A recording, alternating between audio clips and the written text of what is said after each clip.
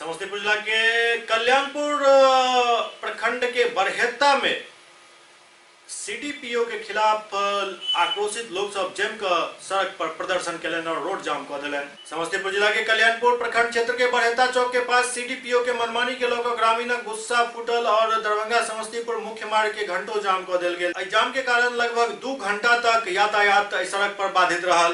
अंत में सीओ के समझेला बुझला के बाद जाम हटाल जा सकल। ग्रामीण कहवे सीडीपीओ के मनमानी से आंगनबाड़ी केंद्र के सेविका और सहायिका के चयन में 2 लाख रुपया के मांग किया जा रहा है। स्थानीय मुखिया बतौलन बरहेत्ता पंचायत के वार्ड 7 में सेविका एवं सहायिका के बहाली के लिए 2 लाख रुपया रिश्वत के तौर पर मांगल जा रहा है।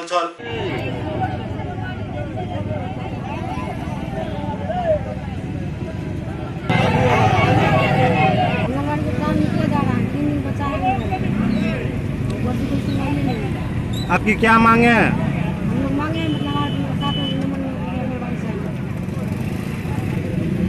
कौन सा जगह है? Panchayat ward number 7।